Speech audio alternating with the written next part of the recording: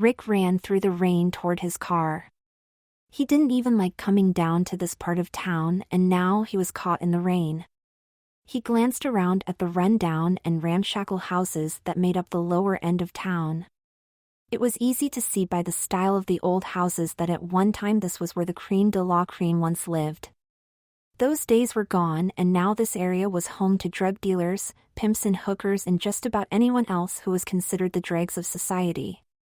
As an insurance adjuster, he had to go and inspect the damage claimed by a client, no matter where this client was. It just so happened that the client was a shop owner in the scum-ridden part of town. It was no wonder he was robbed. He was probably lucky that it was breaking and entering and not a hold-up. He warily eyed those few filthy people who were on the street in such miserable weather. Judging from them, he was pretty sure that in an armed robbery, Mr. Whitcall would undoubtedly die a horrible death. He still couldn't see why anyone would stick around here and try to run a store. Didn't they know that they were asking for trouble? When he finally made it to his car, he was soaked and he had only crossed the street. The rain came with such driving force that it felt like he was being pummeled by tiny arrows. Each drop stung as they struck his exposed skin. He fumbled for his keys and then for the right one to open the car door. As he began to insert the key into the key socket, he caught some movement out of the corner of his eye. He turned to face an old bum. He jumped slightly with a start and jerked his key back away from the door. "Yes?" he said with more than a little annoyance. The old man looked him up and down for a moment and then said, "Don't be angry, friend. I got stuck in this awful rain without protection and now I'm chilled to the bone." "Yes?" Rick said, trying to hurry the man along. "Well, I have no money on me, and as much as I hate to ask." "No." "Good day," Rick replied and turned back to his car door, still keeping a wary eye on the old beggar. "Sir? I am not begging for money. I am offering a service in exchange for $1. The bum retorted. "I do not just beg for money."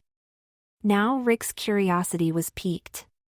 What kind of service could this old hobo possibly offer? He turned his attention back to the old man. "And what kind of service would that be, old man?" he asked. The old man seemed to look into the depths of Rick's very soul for a moment and said, "Don't let appearances deceive you, friend. Not everyone here is here by choice. And some refuse to leave. I only have need of a cup of hot coffee to warm me and a newspaper to cover my head until I get to where I am going. $1 is all I need to accomplish this." "So, what is this service you're offering?" Rick said, starting to become a little unnerved. "Be patient, friend. What I am offering is this: I will grant you one wish for your $1. "A wish? That's it? You're going to grant me a wish? And how are you going to do that?" Rick impatiently said, turning back to his car. "Don't be so skeptical, friend," the old man said, taking hold of Rick's arm. He let go when Rick turned back to face him and continued speaking. "I have ways, don't you worry about that. In fact, since I have detained you so long in the rain, I will grant you one wish per quarter or 4 for $1. Rick shook his head. He was quickly tiring of this game. He just wanted to get into his dry car and turn the heat on. He was freezing cold. He just reached into his pocket and looked around to see who was around him. He took out his wallet and quickly handed the man a couple of dollars and put his wallet away. The old man looked at the $2 in his hand and shoved one of them back at Rick. "I said I only needed one. I'm not granting a bunch of wishes. Only 4. Rick unlocked his car and started to get in spite of the man talking to him. "I don't care. Have it." He started to close the car door, but the man stood in the way. I'm not moving until you take this one back," he said. Rick looked at the unyielding face of the man and then at the rain that was beginning to come into the car door onto the Corinthian leather seats. He quickly snatched the bill back. The man stepped back and Rick slammed the door. The old man yelled loud enough to be heard through the window. "Thank you, friend. Use your wishes wisely." Then he turned toward the store as Rick pulled away and sped off down the street. Rick looked down at himself and thought, "Great. Now I'll have to stop at home before I go back to the office." The rain appeared to be letting up. He called his secretary to tell her that he was going home to change his clothes. As soon as Rick drove out of the area, the old bum, the dollar, and the wish-granting fled his mind. He had many other more important things to worry about. Rick pulled into the driveway of his upper suburban home and glanced at the clock on the dash. 3:30 p.m., it read. That meant that Kelly and Todd would be home from school. Kelly was his 12-year-old daughter and Todd was his 9-year-old son. As he got to the door, Kelly flung it open and said, "Daddy, you're home early. I have a problem." "Not now, Kelly. I have to change and get back to the office." He rushed past her and headed up the steps. "Daddy? I hate this new school. I can't seem to make any friends." "That's too bad, Pumpkin. I really have to go, dear. Can we talk about this later?" He made it to the first step. "But, Daddy? That's what you always say and then we never do. This is terrible and I really need to talk to you." Rick sighed and nodded. Then he turned around and walked with her into the kitchen. "Where is Todd?" "He went to Billy Pratt's," she said, still slightly crying. "Oh, I see. So, Pumpkin? What seems to be the problem?" He sat on the imitation leather stool. "Well, none of the other girls will talk to me and Mary Edwards keeps picking fights with me." "Then just walk away, dear." He started to get up. "It's not that easy, Daddy." She sobbed. "Sure it is, Pumpkin. Just walk away." He got up and walked up to his bedroom and left the girl to her tears and thoughts. Growing pains, he thought. Rick finally made it to his room and got his clothes off when the phone rang. He picked it up to answer it, but before he could say hello, he heard Kelly say, "Hello?" He heard another girl's voice on the phone and decided to just stay quiet and listen. He didn't normally listen in on his children's conversation. He liked to try and respect their privacy. This time, he got a strange feeling that it might be best to listen in. The other voice replied, "Hi, Scuzzo. If you come to school tomorrow, I will kick the crap out of you again. We don't want your snobby kind around here. You got it?" There was a long pause and again the voice said, "You got it?" "Yes," came the timid reply. "Good." Click. He just sat on the bed listening to the disconnected signal as he heard Kelly hang up the other phone. He was dumbfounded. He couldn't believe he was hearing his daughter being threatened. All because she was shy and didn't open up until you got to know her. He really felt bad for her. He picked the phone back up and called his secretary again and told her that he was just going to come in tomorrow. He could just as easily do the paperwork in the morning.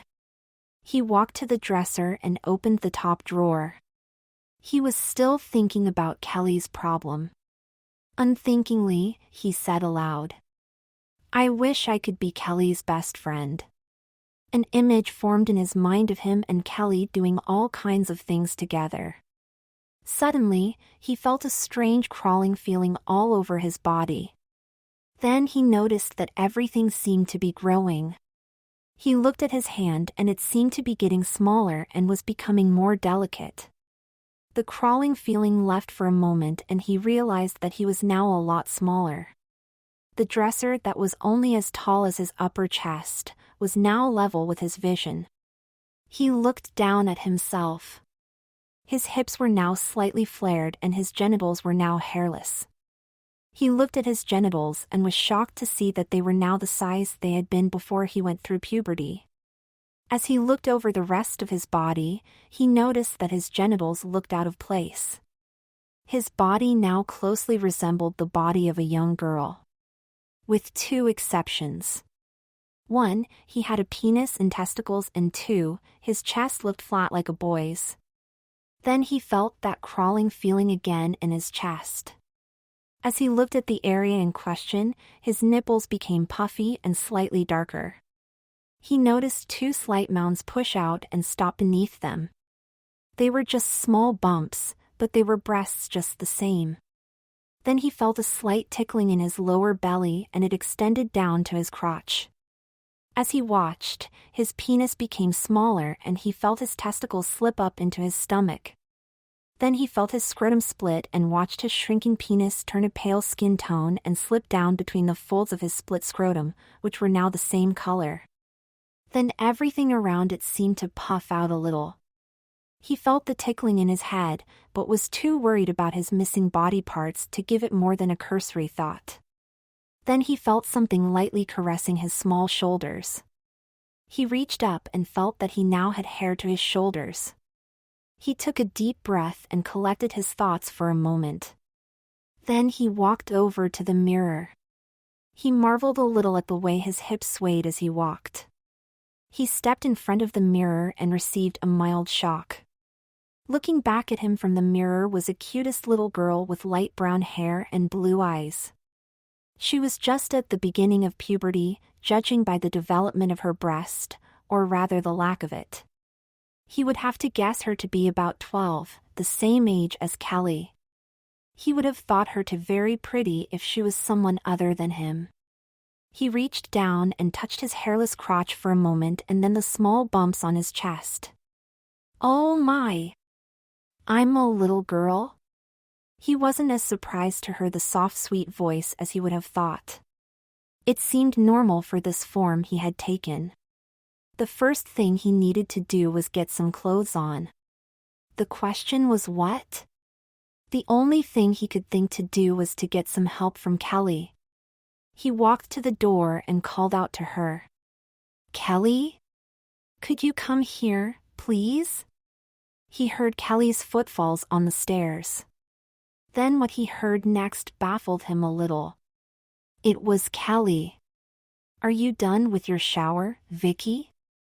Suddenly, he was all wet as though he'd just gotten out of the shower. He didn't know what else to do, so he answered. Yes. Good, my mother will be home soon and we have to straighten her bathroom before she gets home. Kelly's voice was much closer as she was now just outside the door. She opened it and looked at the nude girl in her mother's bedroom. She'll kill me if she knows I let you use her shower. After Mary pushed you in that mud puddle, I couldn't just let you go home all muddy. After all, you were sticking up for me.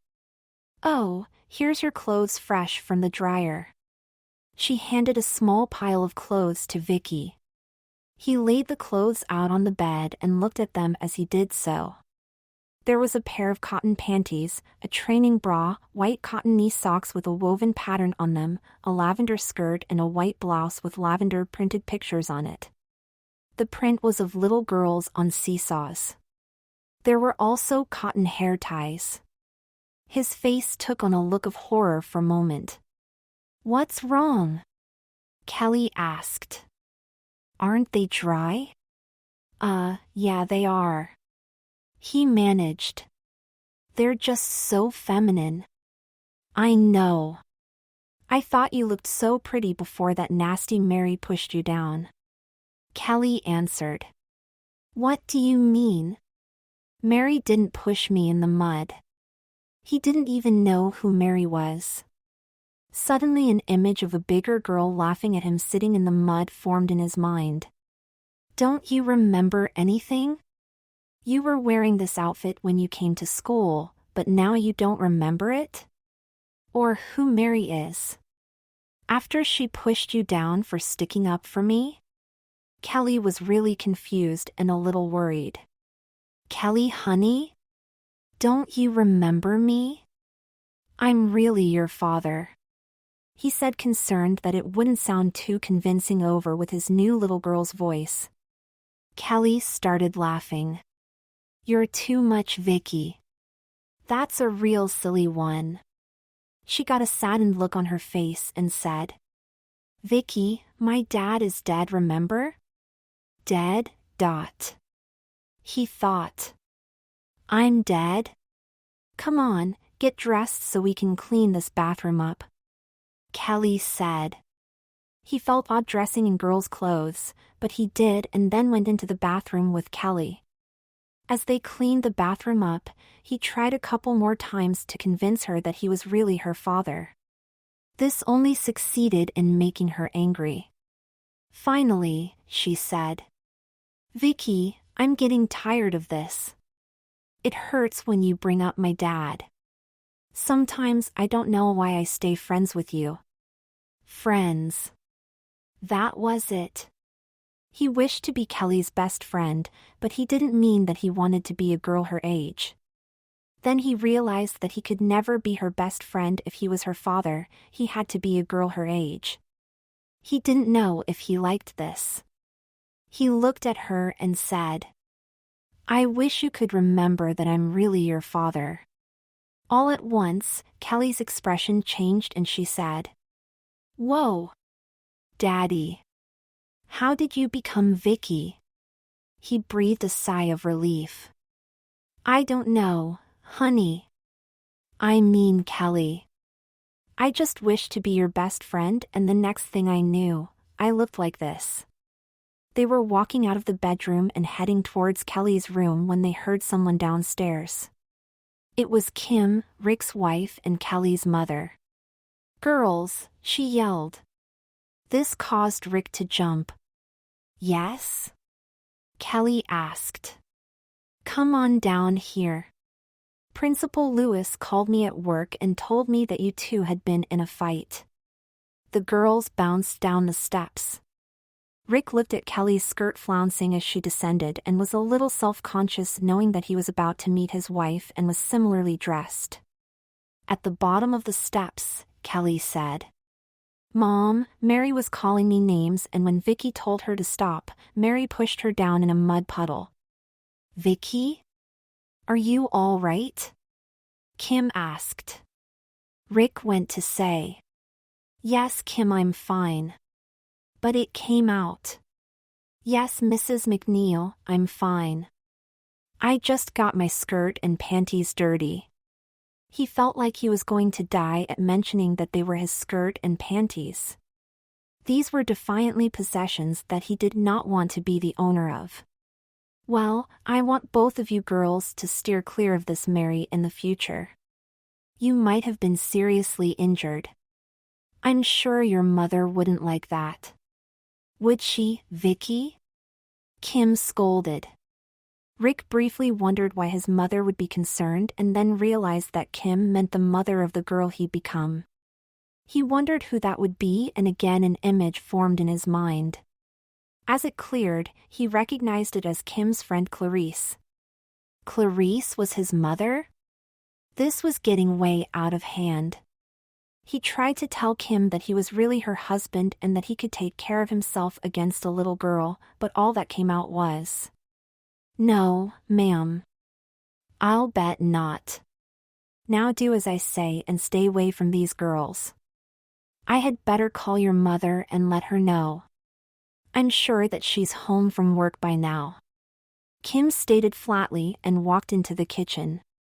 As soon as she was gone, Rick turned to Kelly and said, What do we do now? I don't know. We have to find out why you turned into a girl my age and why everyone thinks you really are a girl. Until we can figure this out, you'll have to do your best to act like a 12-year-old girl. And until further notice, you are Vicki.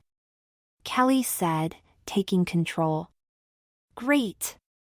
That's it? The shocked girl asked. No, one more thing. Don't make any more wishes until we get this figured out. You might accidentally use the last wish and then you'd have to act like a girl for the rest of your life. Kelly replied. They both just looked at each other with their eyes open wide and their mouths gaping open at the thought for Vicki being around permanently. Kelly took Vicki back up to her bedroom and began to teach her some things she needed to know, like who the hottest guys were and what were the coolest bands. They played a little with makeup, at Kelly's insistence. Finally, Kim yelled upstairs. Girls?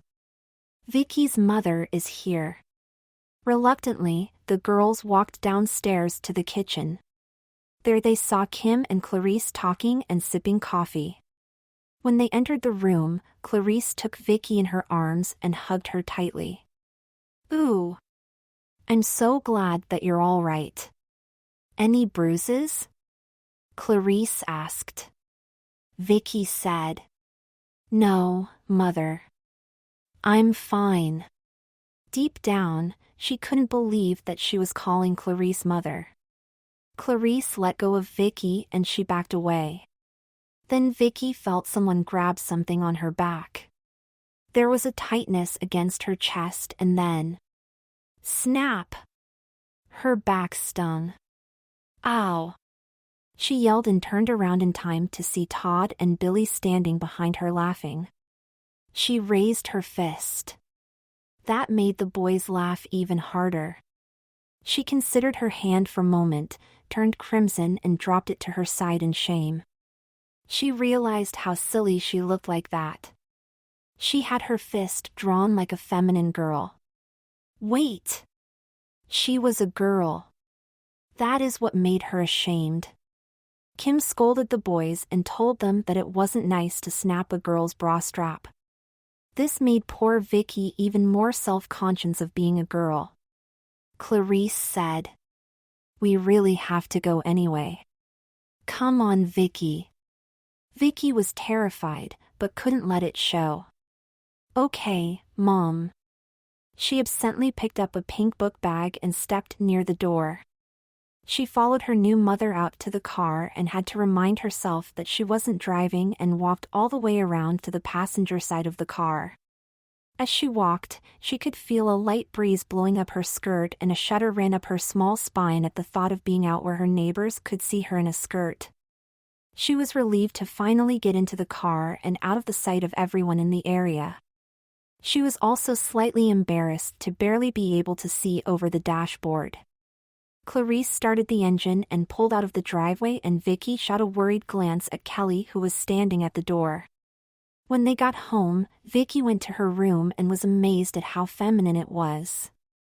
She hadn't even known that Clarice had this room.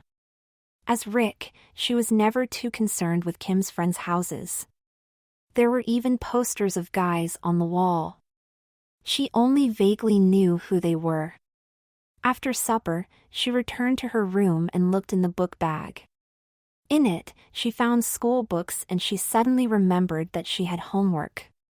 She took out her math book and found the work quite simple. After all, Rick had already completed 6th grade once, along with 7th through 12th. After finishing her homework, she donned a nightgown she found in the top dresser drawer and crawled into bed. Rick was wakened by a shrill buzzing noise. He rolled over and stretched to reach the snooze button. In the back of his mind, something didn't seem quite right about this, but it seemed normal enough. He lay back and dozed lightly. Before long, the clock buzzed again and he repeated his previous action. This time he didn't drift off so quickly. As he laid there, he realized that there was something different about his surroundings but wasn't quite sure what it was. Sensations began to fill his mind. He was wearing a long garment beneath his covers. He could feel his hair against his shoulders. The oddest feeling was that of taut material against his groin. Try as he might, he couldn't feel the cloth against his dick and balls. It was as if they weren't there. Suddenly, the events of the previous night flooded his mind and his hand shot to the area of his concern. He was still a girl. Slowly, he crawled out from under the covers to prepare for this new day as Vicki, Kelly's best friend. He took the nightgown off and looked at himself. He could make out the lips of his vagina through the cotton panties he wore. This caused him to shudder. It was now beginning to sink in that he had inadvertently disposed of his manhood. He thought about how he came to be like this and remembered the old man and his claim of granting 4 wishes for $1. He thought a little more. He had used one to become Vicki and one more to convince Kelly that he was really her dad.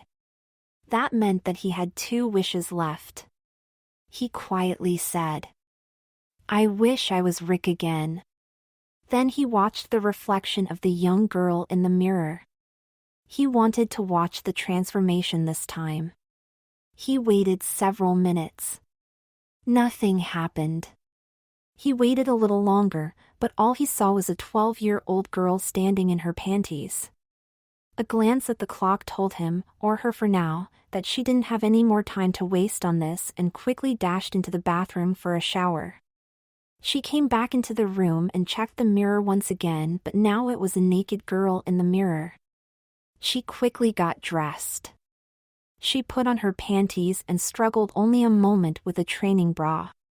Then pink tights, a white slip and a pink cotton dress with lots of ruffles.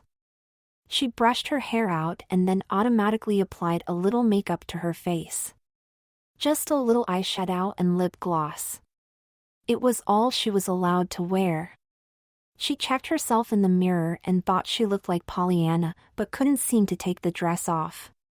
She added a pair of white flats and took a matching purse.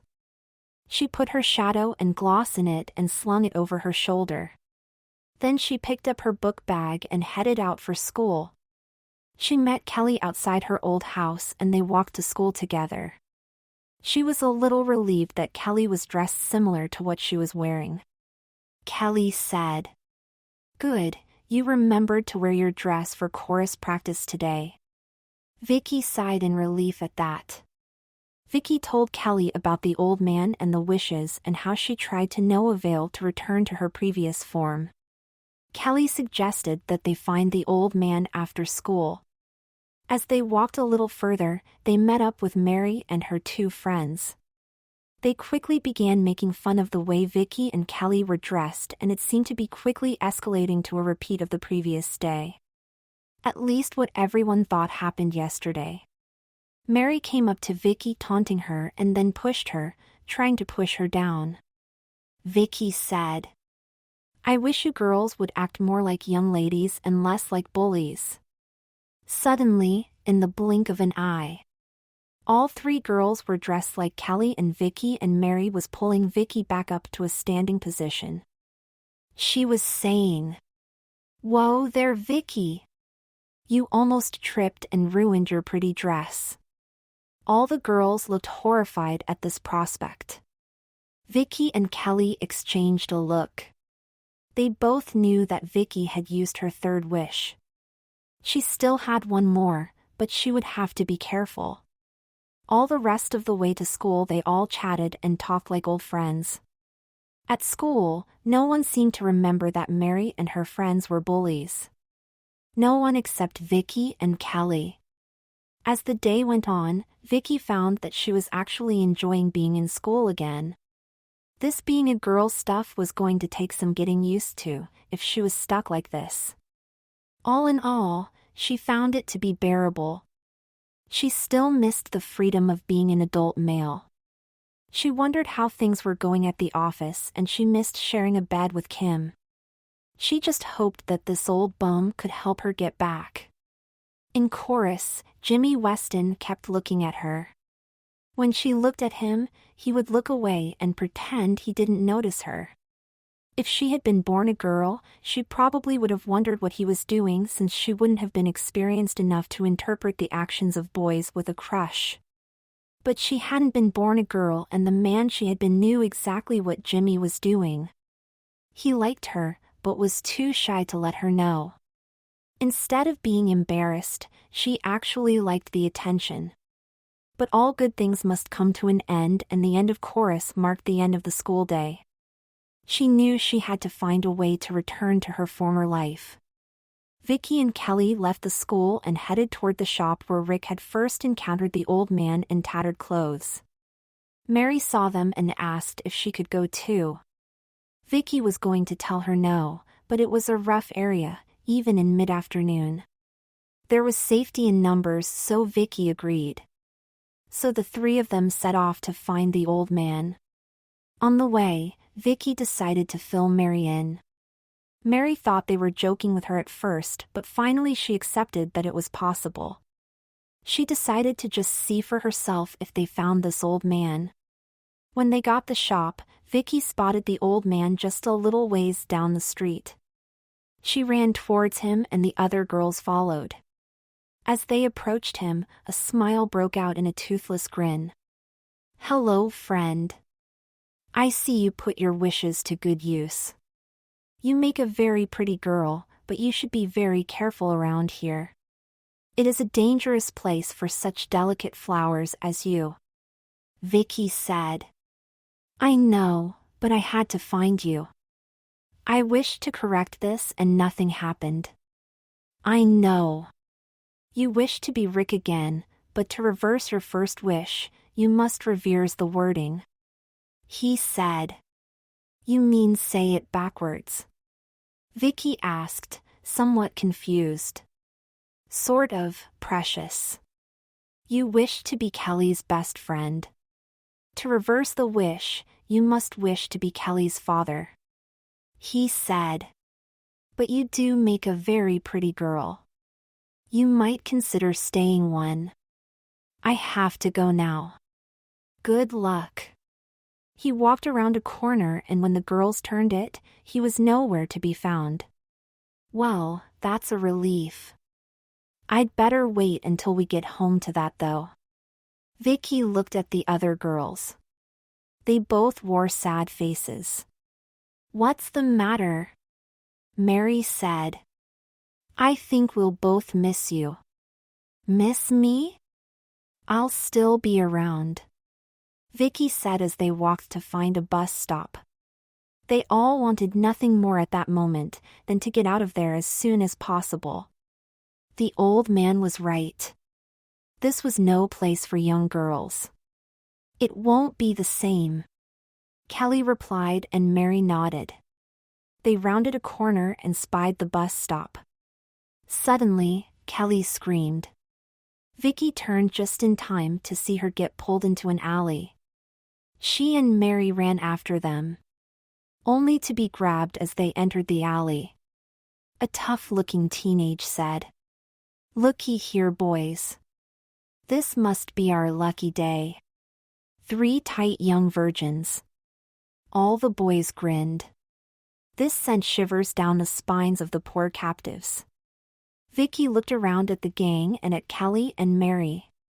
Kelly and Mary seemed to be pleading with her not to do what she was thinking, but how could she allow this to happen when she had the power to prevent it? She tried to think what the best course of action was, while one of the boys squeezed one of the small mounds on her chest. All they needed was time to make the bus. Then they would be safe. Besides, if these boys were the cause of her being stuck as a girl. A grin broke upon her lips, and before anyone could say anything, she said, "I wish these boys were girls like me." All at once, the 5 boys shrank and their clothes changed until they were all 12-year-old girls in pastel dresses. The leader spoke again in a very sweet little girl voice. "What on earth happened to us?" They all looked at each other in shock. The girls quickly escaped and headed for the bus that had just pulled up. Kelly turned back and said to the new girls, "You shouldn't hang around here too long. This is no place for such delicate flowers. I'm sure you know all about that, though." She turned and joined the others as they ran and laughed all the way to the bus. "Once safely in our seats on the bus," Mary said, "Vicki, that was your last wish. as a look of awe crossed her face. Now you're stuck as a girl. She looked at herself and then at both of them. I wouldn't say stuck. After all, I did get what I wanted and then some. Now I'm best friend to both of you. With that they hugged. It wasn't what she had planned, but it promised to be a fun new life.